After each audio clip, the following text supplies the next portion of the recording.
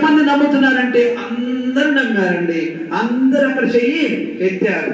అయితే మీరు నమ్ముతున్నారు కదా, నా సైకిల్ ఒకరు కూర్చోండి, నేను అవతల తీసుకొని పోతా అంటే ఎవరు రాలే. ఎందుకు రాలేదు? పుసుక్కునేవనైతే అది ప్రయత్నం పెట్టారా? అయితే అందులో ఒక పిల్లడు ఉన్నాడు, నేను వస్తానని చెప్పేసి అన్నాడు. గబా గబా వచ్చేసి వెనక కూర్చున్నాడు. ఆ యొక్క తండ్రి ఆ కథ ఏమైనాడంటే ఆ బాబుని అవతలకు తీసుకుని పోయాడు. అయితే కూర్చున్న వ్యక్తి ఎవరో కాదు, సొంత కొడుకండి. అంటే కొడుకుకి తండ్రి మీద నమ్మకం ఉంది, కొడుకుకి తండ్రి మీద విశ్వాసం ఉంది. నన్ను ఏదైనా చేయలేని వాడు నా తండ్రి అని చెప్పేసి ధైర్యంగా కూర్చోగలిగాడు. కానీ అప్పటిదాకా చప్పట్లు కొట్టిన వాడు, అప్ప అన్ని గ్రేట్ అన్న వాళ్ళు ఎవ్వరు కూడా సాహసం చేసి కూర్చోడానికి ముందుకి రాలే. అది నమ్మకానికి విశ్వాసానికి ఉన్న తేడా. కాబట్టి దేవుని బిడ్డరా, నమ్ముతున్నా ఎట్లా అనుకుంటున్నా, పొద్దున్నే అదే ప్రార్థన అదే నమ్మకం అంటారు. కానీ క్రియకాడికి వచ్చేసరికి ఆ నమ్మకం అంతా డొల్లాగిపోతుంది. ఈ నూతన సంవత్సరంలో నీ విశ్వాసం గొప్పదైతే నువ్వు కోరుకున్న నిత్యముగా దేవుడు నీకు ఇచ్చడానికి సిద్ధంగా ఉన్నాడు. ఆమేన్. 2020 సంవత్సరంతో కాపాడిన దేవుడు ఈ సంవత్సరం ఎన్నో శ్రమలున్నా, మేలున్నా, ఎన్నో ఇబ్బందులున్నా, దుఃఖమున్నా, సంతోషమున్నా అన్నిటిలో తోడుగా ఉండి సహాయం చేసి అభివృద్ధిలో నడిపించిన దేవుడు మరొక నూతన సంవత్సరంలో ప్రవేశిస్తున్నావు. కాబట్టి నీ విశ్వాసం గొప్పది అయితే నీ కోరికను జరిగించే దేవుడుగా ఉన్నాడు. నువ్వు కోరుకున్నట్టే జరుగును. ఏమిటంటే నువ్వు కోరుకున్నట్టే జరుగుతుంది. దేవునికి స్తోత్రం, హల్లెలూయా. కాబట్టి ప్రియమైనవారా, విశ్వాసము గొప్పదిగా ఉంచుకునే వారు ఉందాం. ఆ విశ్వాసాన్ని మనం పెంచుకుంటేనే మన జీవితంలో ఒక అకౌంట్ లో దాకా మనీ ఉంటే మనకు ఎంత ధైర్యం ఉంటుందో. అకౌంట్ లో మంచి, ఇప్పుడు ఉదాహరణకి మన బ్యాంక్ బ్యాలెన్స్ గట్టిగా ఉందండి, చిన్న ఆపరేషన్ అవసరం ఉంది, ఏం చేస్తారు మీరు? వెంటనే హాస్పిటల్ పోతాం, డాక్టర్ ఎవరు బాగా చేస్తారు ఫోన్ చేస్తాం, అక్కడ పోయి అడ్మిట్ అయిపోతాం. అకౌంట్ లో డబ్బులు లేవు, ఆపరేషన్ ఏం చేస్తారు? ఇప్పుడు మీరు ప్రార్థన చేస్తారు, ఫోన్ చేసి వీళ్ళకి ఫోన్ చేసి ఏం చేయాలని చెప్పేసి ఎవ్వరు కూడా ఏం సహాయం చేయకపోతే కూర్చొని ఇంట్లో ఉండి దిక్కులేని వాడికి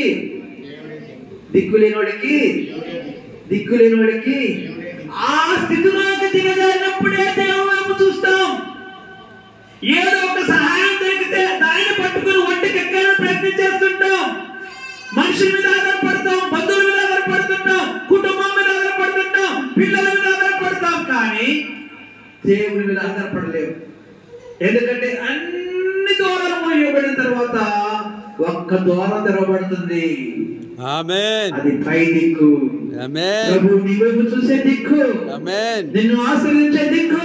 ఆమేన్. ఉత్తర దిక్కు తిరగండి. ఆమేన్. ఉత్తర దిక్కున సమాధానకర్త దేవునికి సింహాసనం ఉన్నది. ఆమేన్. కాబట్టి ఆ ప్రభు వైపు మీరు చూస్తే ఆయన సమాధానం దొరుకుతుంది. ఆమేన్, హల్లెలూయా. కాబట్టి మన గొప్ప విశ్వాసంతో ఉంటే నేను కోరుకున్నట్టే జరుగుతూ ఉంది. అలాగే ఇంకొక మాట మనం చూద్దాం, విశ్వాసంలో వ్యత్యాసాలు.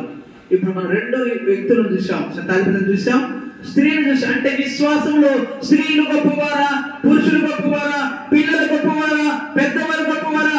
ఆయన బిషప్ కాబట్టి, ఆయన భక్తుడు కాబట్టి, ఆయన పాస్టర్ కాబట్టి అవి జరుగుతున్నాయని అనుకుంటున్నారేమో. లేదు లేదు లేదు దేవుడారా, ఎవరి విశ్వాసం వారిని కాపాడుతుంది. ఆమేన్. విశ్వాసాన్ని బట్టే కానీ మనుషుని బట్టి కాదు. నాగే ప్రాంతంలో సండే స్కూల్ పిల్లలండి, సండే స్కూల్ పిల్లలు తెలుసు కదా, చిన్న పిల్లలు ఉదయం మన సండే స్కూల్ పంపిస్తాం కదా, ఆ చిన్న పిల్లలు మోకరించి డెడ్ బాడీ కాడ ప్రార్థన చేస్తే శవము లేచి కూర్చుంది. చప్పట కొట్టి ప్రభు నామమున పొందుదాం. హల్లెలూయా. సండే స్కూల్ పిల్లల ప్రార్థన ఆలకించిన దేవుడు పెద్దవారిని మన ప్రార్థన ఆలకించడా? మన విశ్వాసంలో ఉండాలి గొప్పతనం.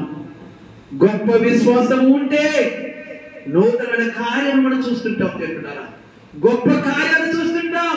మనకు ఆయనకు అసాధ్యమైనది ఏది లేదు. విశ్వాసంతో అంట కొండ పోయి సముద్రంలో పడునుగా కంటే పడుతుంది.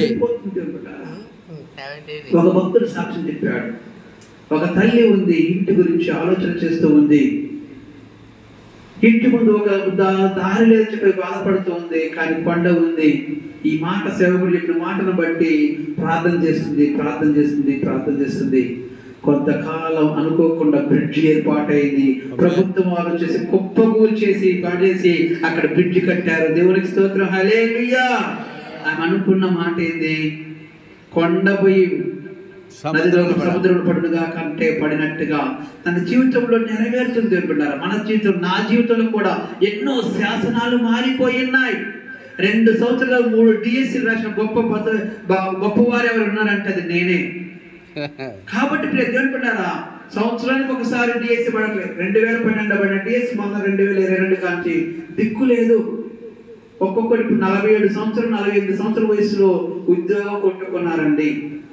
ఇన్ని సంవత్సరాలు పడిన DSC నేను చదువుకున్నప్పుడు, నేను ప్రార్థన చేసినప్పుడు నా కోసం దేవుడు ఒక 2 సంవత్సరాల్లో 2 DSCలు అంట 3 DSCలు అండి. ఇయర్స్ 2, DSCలు 3, సంవత్సరాలు 2, DSCలు 3. ఆ చెట్టు కూడా ఉన్నది 3 ఏళ్ళు ఉన్నాయి, కానీ ఫలింపు రాలేదు. దేవుని బిడ్డలారా, ఫలించకపోతే నరికి వేయబడుతూ ఉంటుంది. అందుకోసం ఆయన పుత్రుడు అంటున్నాడు, ఈ సంవత్సరం కూడా ఉండనిమ్మని చెప్పేసి అక్కడ అంతా మనం చూస్తున్నాం. ఇంకొక విశ్వాసాన్ని చూద్దాం. మత్తయి సువార్తలోనే, మత్తయి సువార్త 16వ అధ్యాయంలో 8వ వచనంలో చూస్తే, మత్తయి సువార్త 16వ అధ్యాయము, ఎరిగి అల్ప విశ్వాసులారా మన యొద్ద రొట్టెలు లేవని మీలో మీరెందుకు ఆలోచించుకొనుచున్నారు? మీరు ఇంకనూ గ్రహింపలేదా? 5 రొట్టెలు 5,000 మందికి పంచిపెట్టినప్పుడు ఎన్ని గంపలెత్తులో అదేనును? 7 రొట్టెలు 4,000 మందికి పంచినప్పుడు ఎన్ని గంపలెత్తులో అదేనును? మీకు జ్ఞాపకం లేదా? నేను రొట్టెల గురించి మీతో చెప్పలేదు, మీరెందుకు గ్రహింపరు? పరిసయ్యుల సద్దూకైల అనువారి పులిసిన పిండిని గురించి జాగ్రత్త పడుడి. ఆమేన్, హల్లెలూయా. దేవుని బిడ్డల రొట్టె గురించి, ఆహారం గురించి, ఫుడ్ గురించి, భోజనం గురించి మనం ప్రార్థనలు ఉన్నాం. అయ్యా, నేను రాకపోతే, నేను చేయకపోతే నా బతికేలా? అయ్యో, ఈ దినం పనికి పోకపోతే మా కుటుంబం గడవలే అని భయపడుతున్నారా? దేవుని బిడ్డల రొట్టె గురించి, ఆహారం గురించి ఎందుకు చింతిస్తున్నారు? ఆయన ప్రార్థన చేశాడు. దేవుని బిడ్డలారా, యేసు ప్రభు ప్రార్థన చేసి ఏమి తెలుసా? 5,000 మందికి సమృద్ధి అయిన ఆహారం పెట్టడమే కాదు, 12 గంపలకు మిగిలాయి 5 రొట్టెలు మాత్రమే. ఎన్ని రొట్టెలు? 5 రొట్టెలే. అక్కడ ఆశ్చర్యం వేస్తుంది. యేసు ప్రభు వారు ఉపవాసం ఉండి 40 రోజులు ఉపవాసం ఉండి 40 దివారాత్రులు ఉపవాసం ఉండి అలసిపోయి సొలసిపోయి ఆ స్థితిలో ఉన్నప్పుడు అపవాదిగాడు దగ్గరకు వచ్చి శోధిస్తూ ఉన్నాడు. మనకు కరువు వచ్చినప్పుడు అపవాదిగాడు శోధిస్తూ ఉంటాడు. అమ్మా, నువ్వు భక్తి పరురాలు కదా, ప్రార్థనకి వెళ్తున్నావు కదా, నువ్వు నమ్ముకున్నావు కదా, మేమందరం నమ్మలేదు, నువ్వే నమ్ముకున్నావు కదా, మరి నీ భక్తి ఏమైంది? నీ ఆహారం ఏది? కనీసం తినడానికి కూడా లేదే అని ఎగతాళికి నిన్ను గురి చేస్తారేమో భక్తులు, ఈ లోకస్తులు గురి చేస్తారేమో. భయపడనవసరం లేదు. ఆ రొట్టె గురించి, ఆహారం గురించి నువ్వు భయపడనవసరం లేదు. దాని గురించి నువ్వు ఆలోచిస్తే నువ్వు అల్ప విశ్వాసివి. ఎవరు? ఏ విశ్వాసం అంట? అల్ప విశ్వాసి. ఫుడ్ కోసం ఉన్నవారు అల్ప విశ్వాసులు అంటండి. ఈ విశ్వాసం ఎలాంటి విశ్వాసం అంటే, ఫుడ్ కోసం రొట్టెలు ఎక్కడ ఉంటే అక్కడ గుంపులు కొడతారు, భోజనం ఎక్కడ ఉంటే అక్కడ విందులు ఉంటే అక్కడ సమూహంగా చేర్చబడుతూ ఉన్నారు. ఎక్కడ మంచి పెళ్లి బాగా జరిగిందంటే వారు పెట్టిన ఫుడ్ను బట్టే చెబుతారు బాగా జరిగిందని. ఒకవేళ ఎంత గ్రాండ్ గా జరిగినా కానీ, ఎంత గొప్పగా జరిగినా కానీ లాస్ట్ కి ఫుడ్ సరిగా సరిపోలేదు అనుకోండి, ఓ భలేగా జరిగిందిలే, ఇంత మాత్రానికి నేను పిలిచాడా? ఈనాడు సమాజం ఫుడ్ కోసం జరుగుతారా? ఏశావు తన జీవితంలో ఆకలితో అలమటిస్తున్నప్పుడు ఇంటికి రాగానే తన తమ్ముడని యాకోబు చిక్కుడుగాయల కూర వండుకొని సిద్ధంగా ఉంటే ఆయన వచ్చేసి, అయ్యో నేను చచ్చిపోతాను, నాకు ఆహారం పెట్టండి. యాకోబు అంటున్న మాట అంటే తెలుసా? నీ జ్యేష్ఠపు హక్కులు నాకు ఇస్తే నేను ఇస్తానంటే ఈ పాడుగా ఆ దేశభక్తు నాకెందుకు, దానివల్ల నాకేం ఉపయోగం ఉంది? ఈనాడు మనం కొన్ని మంచి వాటిని తెలియకుండా వదిలేసుకుంటామండి. ఆ ఏసేవటన మాట దానివల్ల నాకు ఉపయోగం లేదు. ఇప్పుడు నేను ఆ తిరగపోతే చచ్చిపోతాను. నేను చచ్చిపోయిన తర్వాత ఆ చేసిన భక్తుని నేను చేసుకుంటాను. నాకు అవసరం తమ్ముడు. ఆ హక్కు నువ్వే తీసుకో, ఆ ఆశీర్వాదం తీసుకో, ఆ పెద్దరికం నువ్వే తీసుకో, ఆ మహిమ నువ్వే తీసుకో. నాకు మాత్రం ఆ చిక్కుడు గారి కొరత భోజనం పెట్టంటే ఆ హక్కును తీసుకున్నాడు, భోజనం పెట్టేశాడు. దేవుని బిడ్డలారా, ఆహారం తమ కడుపే తమ దైవమని, కడుపే తమ దైవమని ఎంచుకున్న వారికి శ్రమ, నాశనమే వారి యొక్క అంతం. కాబట్టి యేషవులాగా ఫుడ్ కోసం మనం చేసుకోకని, ఫుడ్ కోసం మన విశ్వాస జీవితాన్ని, ఆహారం కోసం మనకున్న మంచి విలువని పోగొట్టుకోవద్దు. ఉండండి విశ్వాసం.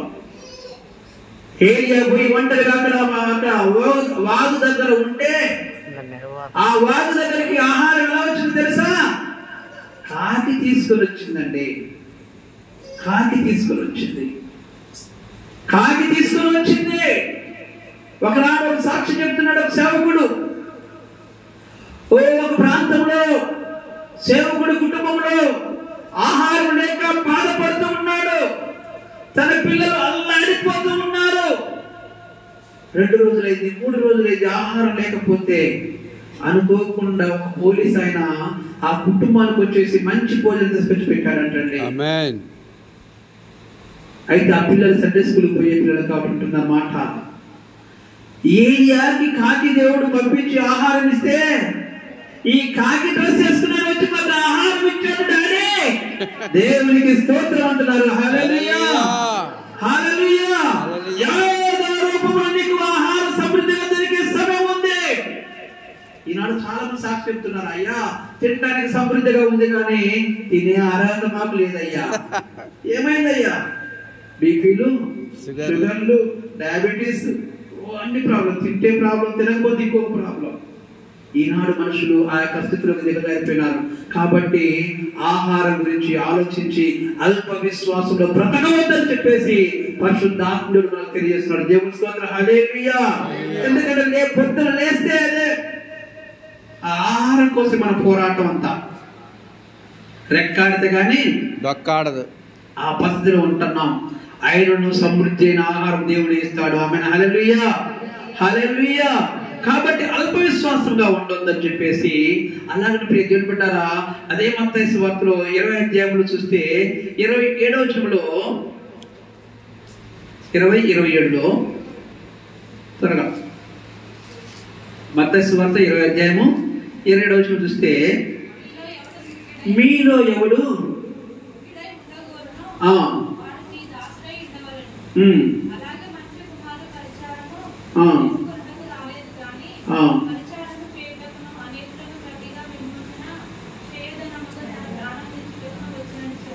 ఆమేన్, హల్లెలూయా, హల్లెలూయా. కాబట్టి ప్రతిపదరా అది కాదు ఆ విషయము. ఈ లూకాసు వార్త చూడండి ఒకసారి. లూకాసు వార్త 17వ అధ్యాయము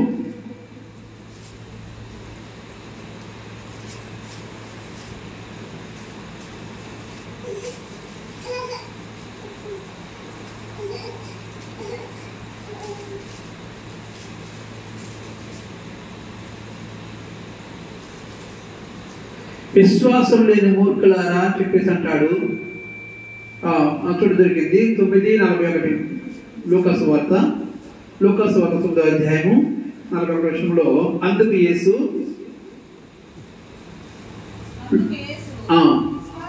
విశ్వాసము లేని మూర్ఖతరము వారులారా, నేను ఎంతకాలం మీతో కూడి ఉండి మిమ్మను సహింతును. ఆమేన్, హల్లెలూయా, హల్లెలూయా. ఒక మాట ఇక్కడ ఆరోగ్యం కోసం, ఇందాక ఆహారం కోసం ప్రాకులాడేవాడు అల్ప విశ్వాసాన్ని చూస్తుంటున్నాం. ఆహారం కోసం ప్రయాసపడేవాడు అల్ప విశ్వాసాన్ని చూస్తుంటున్నాం. చివరిగా దేవుని బిడ్డలారా, ఆరోగ్యం కోసం ప్రాకులాడుతూ ఉన్నాడు తండ్రి.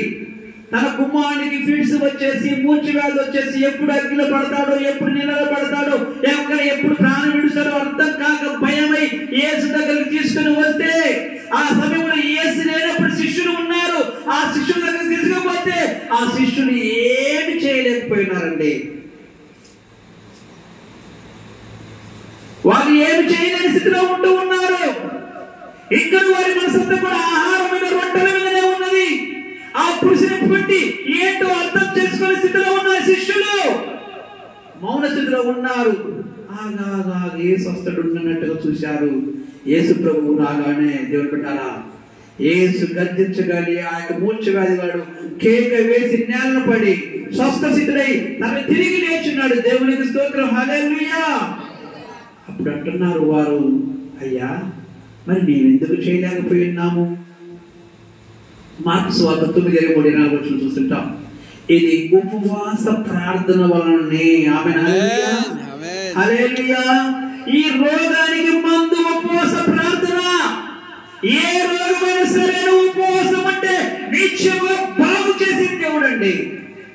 స్వస్థతనిచ్చే దేవుడు, ఆరోగ్యం ఇచ్చే దేవుడు.